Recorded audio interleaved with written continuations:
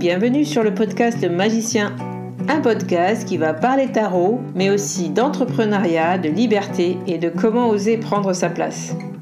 Je m'appelle Fabienne Larnicole, je suis formatrice et coach. J'utilise le tarot comme outil de compréhension de soi et de communication avec l'invisible.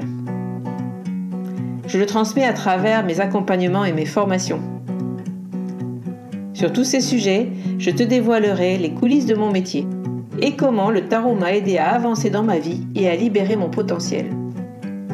J'espère que tu pourras y trouver des clés pour vivre ce qui t'inspire. Chaque semaine, seul ou avec mes invités, nous allons explorer ensemble les enseignements du magicien. Alors si tu es prêt ou prête à me suivre, installe-toi et c'est parti pour l'épisode du jour. Et comme chaque mois, tu peux retrouver aujourd'hui la chronique d'Emmanuel Gère, numéro 6, sixième chronique sur le podcast Le Magicien. Tu peux retrouver en note de cet épisode tous les liens qui pourront te donner plus d'informations sur le sujet de l'épisode. Et puis aussi des liens pour rejoindre le site d'Emmanuel Gère et tout ce qu'elle partage autour du tarot. Je te laisse en sa compagnie avec un concept aujourd'hui hyper intéressant, le trickster. Belle écoute! Bonjour à tous!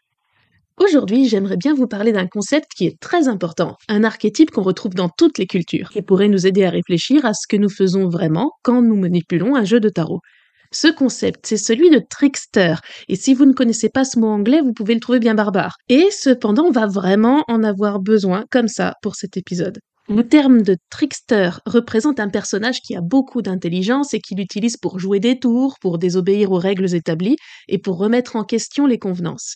C'est quelqu'un qui arrive au moment où on ne l'attend pas et qui utilise l'humour ou la provocation pour remettre violemment en cause un ordre ou un mécanisme établi. Par exemple, on en a beaucoup vraiment dans la culture, on a Jack Sparrow qui est le pirate ivre qui se sort toujours de situations bloquées grâce à son humour ou en faisant quelque chose de très inattendu. On a le Joker dans Batman, qui s'oppose à l'ordre établi, même en demandant à Batman pourquoi il est si sérieux.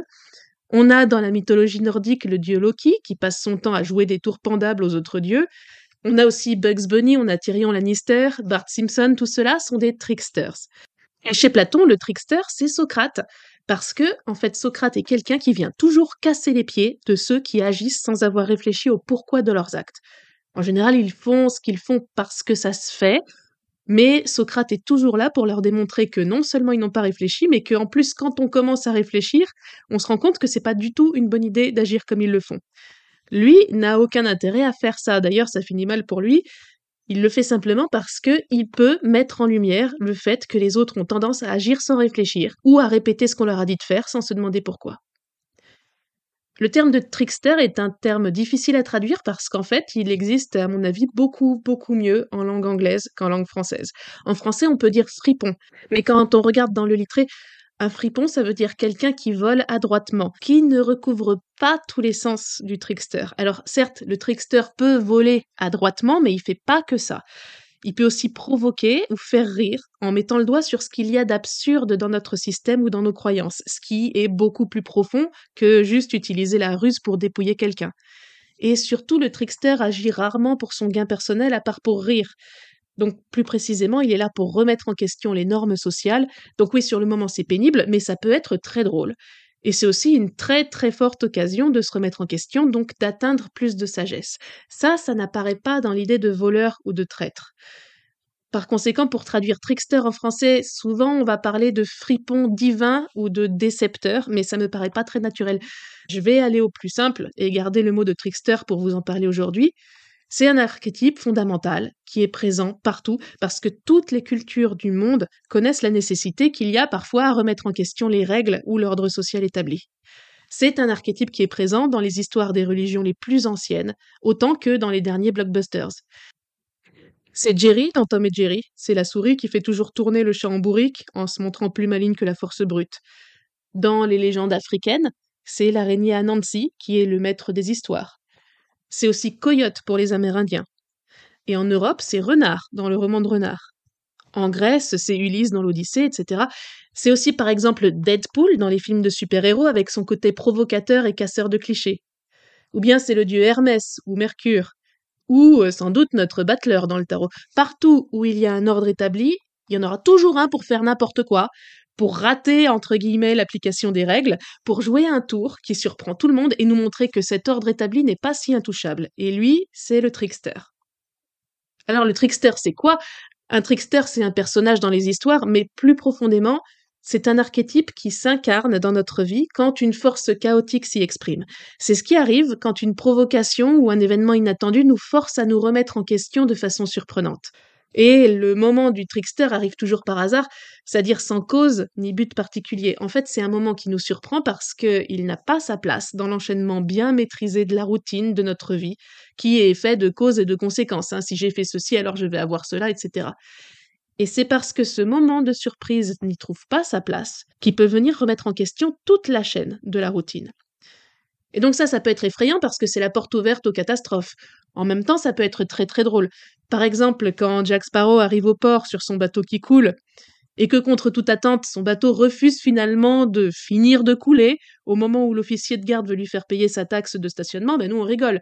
Et c'est pas parce que Sparrow s'est fait avoir, c'est parce que ce moment-là, cette scène de film, souligne parfaitement l'absurdité d'un système qui est basé sur une taxe qui s'applique quand même pour 20 pauvres centimètres de mât, alors que le bateau est tout aussi inutilisable que s'il avait complètement coulé.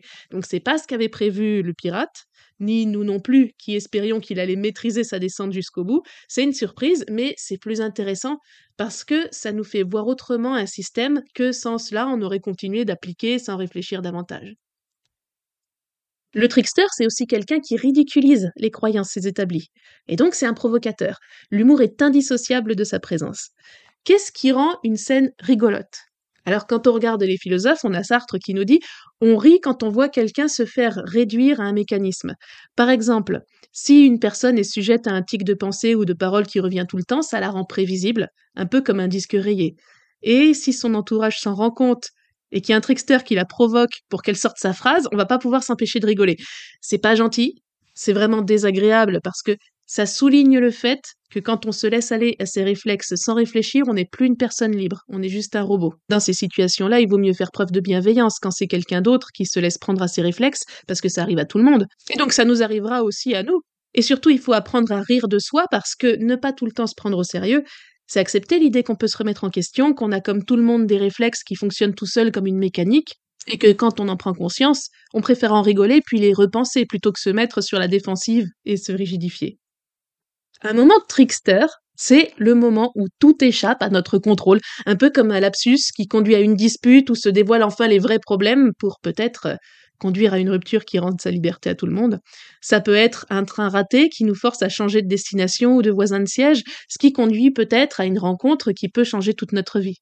C'est aussi le moment où on entend une parole, peut-être complètement par hasard dans la rue, et cette parole va nous donner l'impression de nous tomber dessus comme un sac de briques, parce qu'elle remet en question tout ce qu'on croyait savoir jusque-là.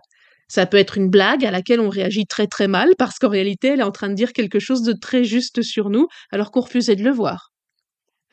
Un très jeune enfant, c'est le trickster par excellence, parce que comme il n'obéit à aucune règle, il apporte du chaos dans la vie des jeunes parents, et c'est ce chaos salutaire qui va les faire prendre conscience peut-être du mal fondé de certaines règles qu'ils essayaient d'imposer à l'enfant, ou des réflexes que leur éducation à eux les a fait adopter. Et donc c'est là qu'ils auront le choix de les repenser, grâce à leur enfant, dont le chaos parfois mignon, parfois fatigant, va leur faire ouvrir les yeux sur ce qu'ils n'avaient pas pu réfléchir jusque-là. Donc le trickster, c'est toujours le personnage ou l'événement qui nous force à repenser ce que jusque-là on appliquait bêtement. Alors, il sert à quoi le trickster? S'il est si important dans toutes les cultures, c'est qu'en fait, on a bien besoin de lui pour un rôle fondamental. Il sert d'abord à remettre en question les préjugés ou les mécanismes cause-conséquence du type on m'a fait ceci donc je fais cela sans me demander si c'est bien. Le trickster est toujours le grain de sable qui va faire s'enrayer la machine, et en faisant ça, il va souligner l'absurdité de répéter toujours les mêmes choses. C'est par exemple Gaston Lagaffe qui se laisse aller à sa créativité débridée alors qu'il travaille dans une entreprise où tout repose sur un travail de bureau absurde qui menace sans cesse de transformer tout le monde en robot. Alors Gaston, il représente notre côté libre, qui résiste à l'absurdité bureaucratique en la tournant constamment en ridicule. Et quand on lit ces bandes dessinées-là, on remarque que jamais Gaston ne démissionne et jamais il se fait virer. Parce que le trickster n'a de sens que dans le système qui dénonce, puisqu'il sert uniquement à le remettre en question. Donc s'il y a une bureaucratie quelque part, alors il va falloir un Gaston. Il faut une soupape pour pouvoir en rigoler plutôt que de s'y soumettre aveuglément, parce que sinon on est perdu. Une deuxième chose, c'est que le trickster sert à nous libérer du sérieux et de la routine. Et ça, pour nous faire bénéficier du rire, de la sagesse, de la liberté, de la légèreté. Donc, pour nous apprendre à nous laisser guider par la vie, plutôt que d'essayer à tout prix de la faire correspondre à ce qu'on pense qu'elle est censée être. C'est ça le sérieux. Et donc, si on ne laisse pas un certain chaos remettre en question ce qu'on pense que la vie est censée être, à ce moment-là, on court le risque d'avoir vécu une vie qui est conforme aux attentes, c'est-à-dire une vie qui correspond aux attentes en fait, des autres, donc une vie qui n'est pas la nôtre. Je vais vous raconter une histoire à laquelle il est facile de s'identifier. Toute notre scolarité, on apprend à rester bien tranquille sur notre chaise et à bien apprendre nos leçons, pour bien les réciter en interrogation, pour avoir une bonne note et être une bonne élève. Et ensuite, on continue dans le même système parce qu'on veut décrocher un contrat dans une boîte respectable pour faire le métier sérieux qui rassure papa-maman, avec le CDI qui va bien nous aider à avoir notre prêt immobilier sur 30 ans, avec le fiancé qui va bien parce que lui aussi il rassure papa-maman, tout ça se présente très bien, jusqu'à ce qu'à un moment, il va falloir absolument que quelque chose craque, parce que c'est pas possible. On peut imaginer, par exemple, que ce soit un regard croisé dans le métro qui nous fasse complètement perdre les pédales, celui d'un garçon qui saute le tourniquet avec une grâce, une légèreté, un je m'en foutisme, enfin bref, une liberté qui nous font tomber raide dingue. Et voilà comment s'envolent tous les projets d'avenir avec le petit fiancé bien propre sur lui sorti d'HEC. Pourquoi? Parce que, justement, on n'en voulait pas de cette petite vie rangée de bonne petite élève. On n'en voulait pas, mais on n'avait pas les mots pour le dire, puisque c'était jamais ces mots-là qu'on avait appris pour les interrogations, et même si on avait eu les mots pour le dire, on n'aurait pas su le penser, parce qu'on nous avait appris qu'on était une bonne élève, et que pour les bonnes élèves, pour les bonnes filles, se soustraire à la règle est juste impensable. Et même si on avait su le penser, notre entourage nous en aurait dissuadé, parce qu'il vaut mieux pour la petite fille aimée qu'elle continue à suivre les règles, parce que comme on veut son bien, faut pas qu'elle se mette en danger. Et donc, ce garçon qui a sauté le tourniquet et tout, là, en réalité, il n'y est pas pour grand-chose. C'était juste le prétexte dont l'inconscient d'une jeune femme peut avoir besoin pour briser des chaînes et pour dire qu'elle voulait autre chose. Et donc, le temps d'un regard, il a incarné l'archétype du trickster dans la vie de cette jeune femme. Donc c'est un dérapage total. Soudain, l'ex-gentille fifi quitte son fiancé, crache sur son CDI pour devenir intermittente du spectacle, je sais pas quoi. Le fiancé pleure, la mère se lamente, tout le monde lui en veut. Mais heureusement qu'elle a croisé cette énergie, si elle se sent enfin heureuse. Parce que si c'est son tout premier choix, et le premier choix qu'elle ait jamais fait pour elle sait enfin que ce choix est juste. Et donc il serait sacrément dommage de lui refuser ce libre arbitre au nom du bon ronron de nos attentes. Enfin, l'idée qu'il y a une vie qui serait la nôtre, et une vie qui ne serait pas la nôtre, c'est une bonne transition pour nous montrer aussi que le trickster sert à nous rappeler qu'il y a du sacré. Si on maîtrise toute la chaîne cause-conséquence, il n'y a rien de plus grand, donc on reste sur son petit guidon quotidien, alors que quand la synchronicité ou quelque chose comme ça nous tombe sur le nez, à ce moment-là, on est obligé de s'arrêter, de prendre du recul et de se rendre compte qu'en fait on ne maîtrise pas tout, qu'il y a de l'impensable, parce que c'est incompréhensible que ça nous parle autant. Dans plusieurs traditions amérindiennes, les clowns et les tricksters sont indissociables de la relation avec le sacré. Il y a toujours un personnage qui représente le trickster dans les cérémonies sacrées, et surtout dans ces cultures-là, on ne prie pas avant d'avoir ri, parce que le rire ouvre l'esprit et libère des préconceptions rigides. Se rendre compte qu'on ne contrôle pas tout, c'est accepter qu'il y ait des choses qui nous échappent, donc c'est laisser la place aux dieux. Et pour ces cultures-là, la prière ne peut juste pas se faire dans un cadre où tout est pris au sérieux. Moi, je trouve que c'est une façon particulièrement sage et intéressante de considérer les choses. Aussi, le trickster nous sert à raconter notre histoire. Parce qu'en fait, quand on y réfléchit, si on fonctionne jour après jour dans la routine de métro, boulot, dodo, etc., on n'a rien à raconter, et c'est hyper gênant quand notre ami nous demande alors quoi de neuf. Donc si ça vous arrive de pas savoir quoi répondre, ça veut dire que vous avez trop fonctionné ces derniers temps, ça veut dire que vous n'avez pas assez saisi l'occasion de faire preuve de liberté.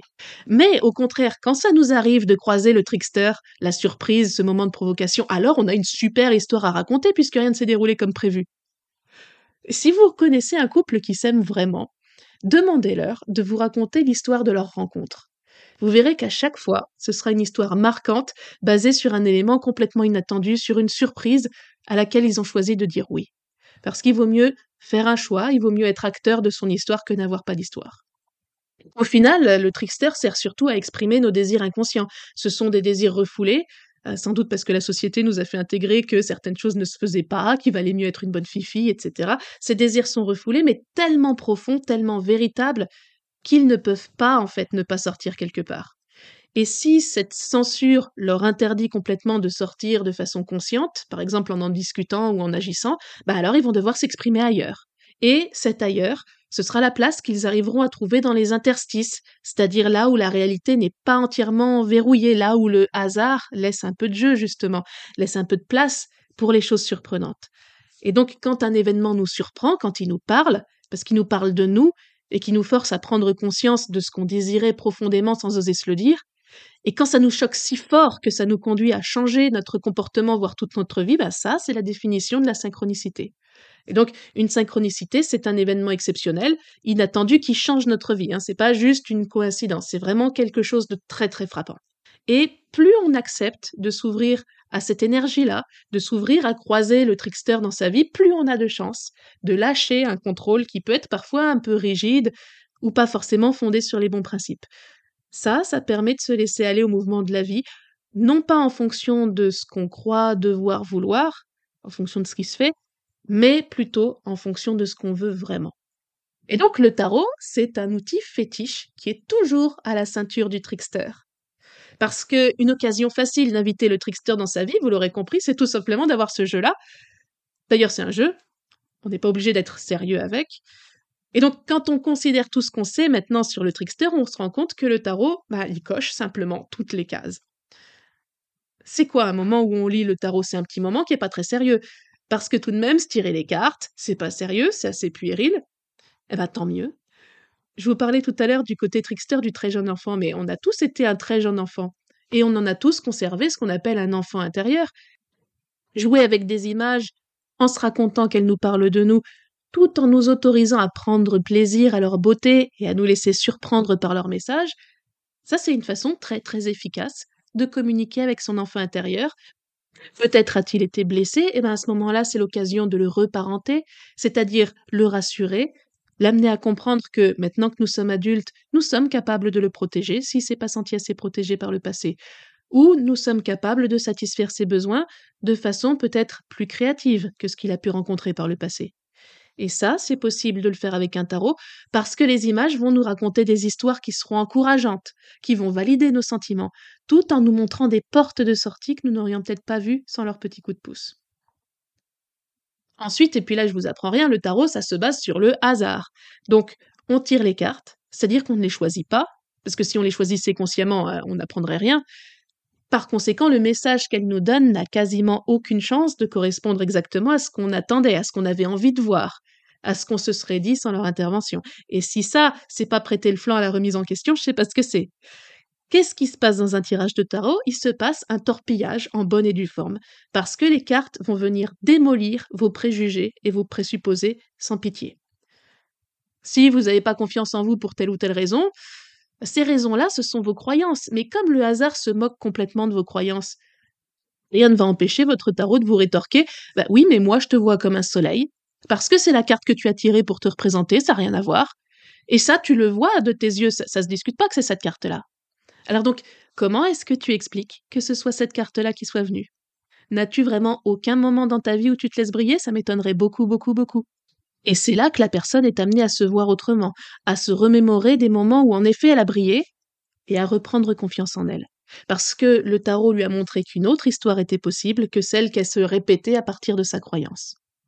Enfin, le tarot est un outil compliqué. Pour lire les cartes, il faut avoir étudié le tarot, il faut avoir lu des livres, il faut avoir cherché à décrypter les significations. En plus, elles nous sont vendues avec l'idée que c'est un savoir très ancestral, très magique, très ancien. On nous vend l'idée qu'il y aurait une vérité, donc une signification originelle des cartes. Sauf que, quand on commence à lire les livres, on se rend compte tout de suite qu'il n'y en ait pas deux qui soient d'accord. C'est drôle quand même. Impossible d'apprendre par cœur. Tous les livres se contredisent, et ce tous autant qu'ils sont. Sur quels critères pourrait-on se baser pour en choisir un à apprendre par opposition à tous les autres? Ah bah ça marche pas. Est-ce que ça n'est pas un merveilleux exemple de piège tendu par un bon trickster? Parce que qu'est-ce qui se passe? On est venu au tarot parce qu'on s'est fait avoir par l'idée qu'il y aurait une signification vraie, originelle. Et quand on se rend compte que c'était un tour qu'on nous a joué, il est trop tard, parce qu'on a déjà tellement réfléchi aux cartes, on a déjà tellement accumulé d'informations, qu'on sait fabriquer notre propre signification, parce que cette signification-là, c'est ce qui nous reste quand on a oublié tout ce qu'on a lu et qui ne nous parle pas. Le tarot, c'est un outil qui sert à apprendre à penser par soi-même. Quand on a cherché des significations à apprendre par cœur et qu'on s'est rendu compte que tous les auteurs se contradisaient, on s'est retrouvé bien obligé de créer sa propre lecture et de ne retenir que ce qui nous parlait. C'est-à-dire qu'à force, on s'est retrouvé avec notre propre tarot, et il n'y en a pas d'autre. Et donc, vous vouliez apprendre un outil magique qui allait vous permettre de lire l'avenir et vous dire tout ce que vous deviez faire, c'est raté. Vous vous retrouvez avec un outil de liberté qui vous rend plus intelligent et qui vous aide à construire votre propre avenir. Et c'est pas mal comme tour, ça. Et donc, au final, avec le tarot, c'est vraiment impossible d'être doctrinaire ou de se draper dans l'ego en disant, par exemple, «Oh, moi, j'ai trouvé la seule vraie lecture, la seule qui vaille, le seul tarot originel», tout ça.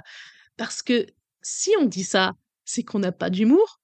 C'est donc qu'on n'a pas compris l'intérêt du jeu, alors que quand même, c'est écrit dessus que c'est un jeu de cartes. Ça se voit qu'il est insaisissable, puisque les tirages changent tout le temps. Et tout le monde le sait que c'est pas très sérieux, donc faut arrêter de se mentir. Donc la conséquence, nous, c'est qu'on peut se détendre. On est autorisé à s'amuser, parce que c'est quand même plus facile comme ça. On arrête de s'angoisser et de se mettre la pression. On accepte que lire le tarot, ça n'est pas autre chose que de se raconter des histoires. La magie du tarot, c'est de nous faire voir les choses autrement.